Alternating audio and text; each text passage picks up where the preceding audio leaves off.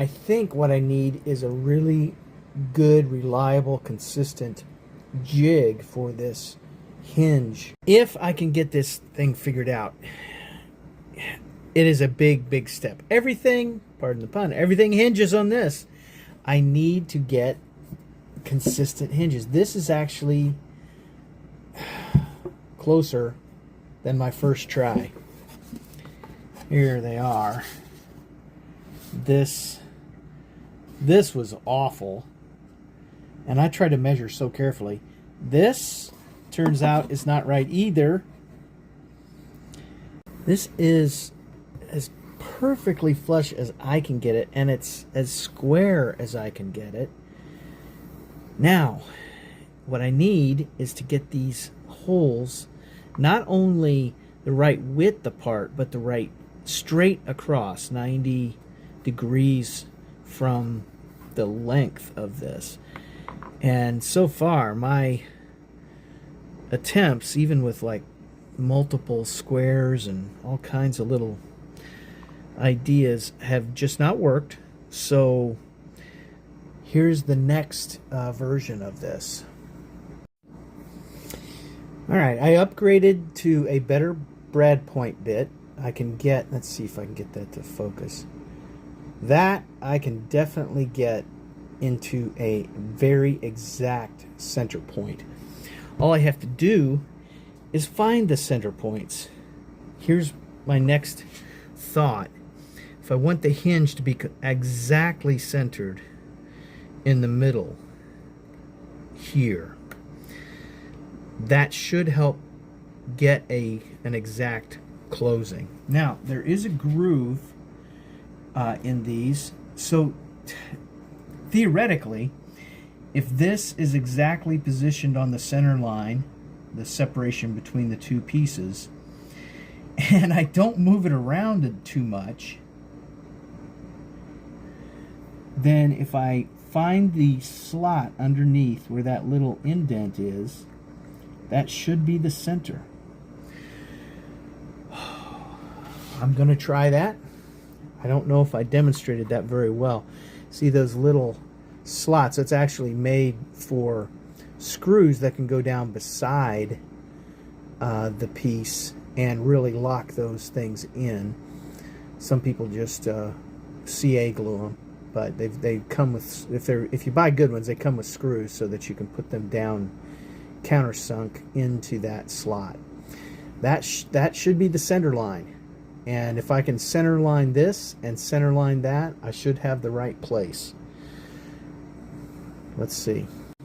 Let's drill, baby, drill. Now, my Milescraft drill block is really a great tool, but, and this is something I ran into, I was using a 5/16 bit, and the 8mm bit, which is actually the right one, is a little, slightly too big for that and way too big for this. There are the points.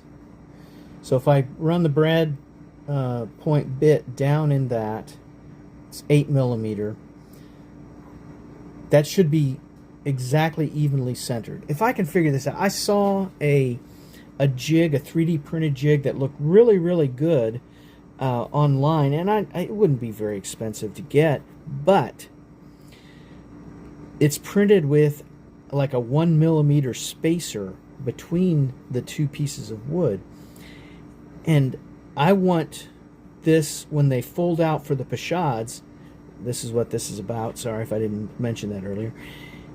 I want the edges, these two inside edges that are side by side right now, to be self-supporting when it is folded out. That's why they need to be just right here. Now, the other point here, it's kind of interesting. These are not exactly in the same place in terms of the width of the boards. If I'm understanding this right, I don't think that matters, but I'm going to try. Well, I'm going to do it this way, and if that doesn't work, then I think this point-to-point thing is right. I just also have to get them exactly centered on each other. 3 out of 4 are done. Just realized I've got something I can use to make this have a level on the back. If I get a jig idea set up, then there'll also be a depth gauge associated with it. I don't think, this is how these things come together. They're not exactly precision instruments, but they're pretty nice. That, I think I'm missing a little bit on the depth. The rest of these I think are probably deep enough. And that's nice and snug. Let's get a little more here.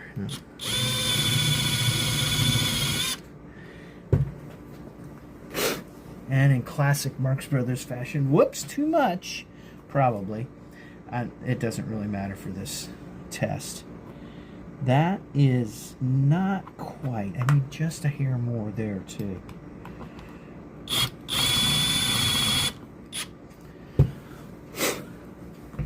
Let's see. Yeah, that's just a touch too deep, and that'll be fine, because that should go there. Boy, wouldn't it be nice if this works? Okay. They fit, and they're deep enough. That's good. Doesn't look like they're straight. That's something I didn't double check to make sure they were 90 degrees across. That's obvious, easy to avoid mistake that I made there. That one is super snug. See if we can round that out just a bit. Hopeful, but not, yeah, not worried if it doesn't quite happen. Here we go. This is how these work, and it doesn't have to be beveled. That's one of the nice things about these hinges. It doesn't have to be beveled. Okay. How close did we come? Oh, yeah, it does make a difference if those are not exactly across from each other. All right. That's, yeah, I'm not sure that's even a little bit better than it was. Now, what's wild is it can be pressed so that it is flat, but I'm trying to get it so that it doesn't have to be finagled. And right now, we're still a little bit of a finagle factor. The experiment continues. You might be able to tell, I put a little Sharpie mark there on the depth of the barrel hinge to the lowest point on the cutting edge. That gives me at least a ballpark idea that's a little better. Also, I used a square to run a line. This one's going to be about 3/4 of an inch down from the top here. Let's see, 4 inch, yeah, about 3/4 of an inch. And I ran a line and then adjusted the indents so that they're as close to exactly across as I can get. Something I have to keep in mind for myself, not for anybody else, is that these are the absolute cheapest little canvas frames, canvas ready frames, just super cheap, some kind of birch probably, and plywood. They're not exactly square, nor can they be, probably, and at least not in a way it's going to hold up. So all of this is practice to try and get to where I understand how to, in general, make them square, and then kind of go from there. There may be some more expensive versions of these that I could get eventually that I could turn into the Bichottes that would have more consistency. Let's cut this first hole.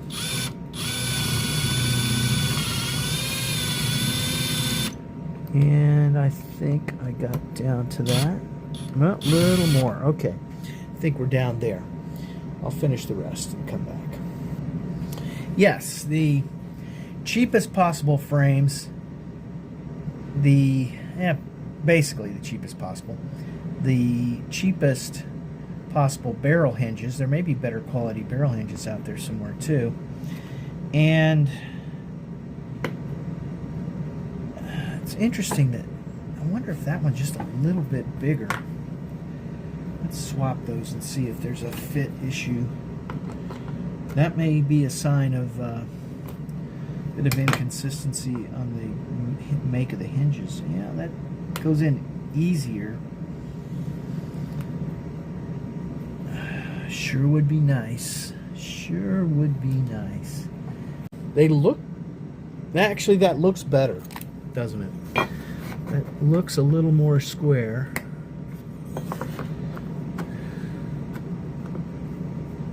Yeah. I think that's about as well as I can do with these tools at this point. I've got a drill press I need to set up. I've been saying that for about 1.5 years now. I haven't done it yet.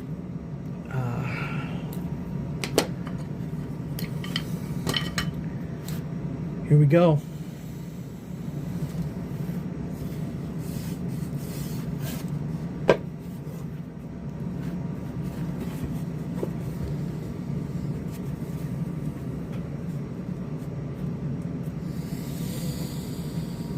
I'm not sure how much better that is. And again, it may be that it's because these frames are not exactly square.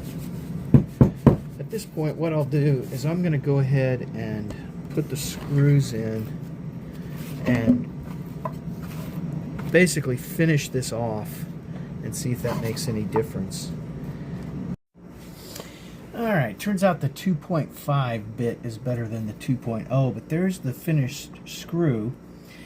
And so that, if anything, is pushing it that way a little bit. So what I'm going to do is put the other one in on this side, and maybe it'll push it that way a little bit. And then let's see how that folds. Now you notice that it's actually a little bit spread apart regardless of all the clamping I did. And that is, I think, an indication that those sides are not completely square to each other. Although these are the two sides that were the closest to being exactly together. Almost looks like that's spreading it further apart. So maybe I've guessed wrong on that. Okay, that's flush. Two more.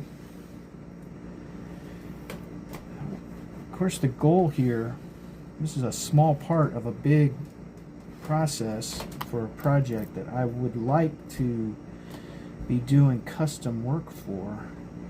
These art cases, the plein air watercolor painting cases that I would really like to make for custom order clients, including using the laser to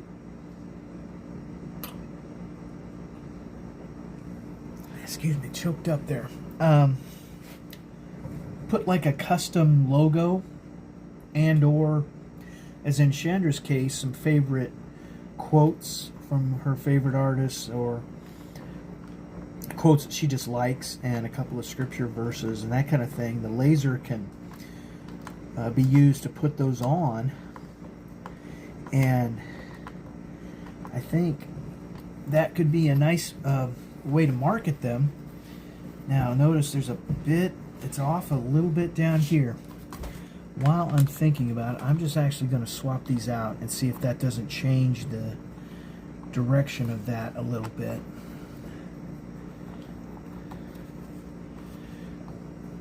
And it may not.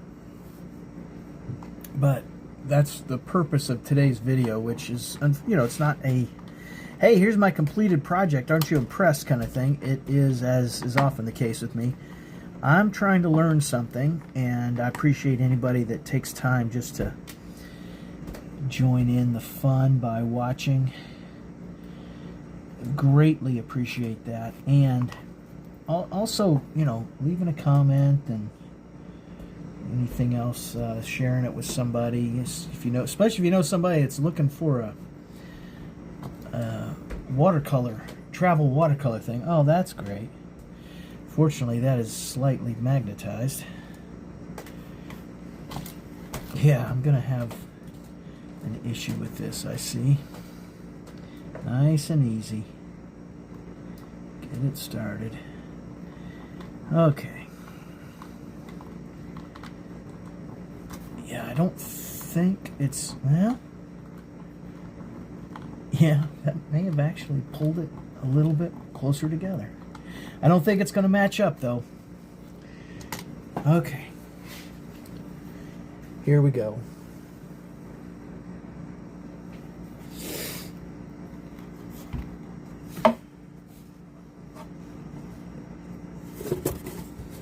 No, it's actually further off now. Yeah, the back's not terrible. But of course, when it goes over a distance, any gap or any skew line gets bigger as it goes, so it's quite a bit different by the time it gets out there. Now, one possibility, since they're interior hinges, would be to put them together the best I can and then plane them smooth, level. A bit of a cheat, and it probably would show up on the inside, but that's another thing maybe that can be done. Now, the other thing is I'm going to keep trying to see if I can't figure out a way to really get these to match up. So I'll probably end up switching this out and doing a couple of more sides, trying them. I don't think one hinge would work. One hinge is not enough, I don't believe. Well, that's what I can do today, and there may be the case that in the coming weeks there might be much more time in the workshop. That's quite a possibility that I'm looking at here.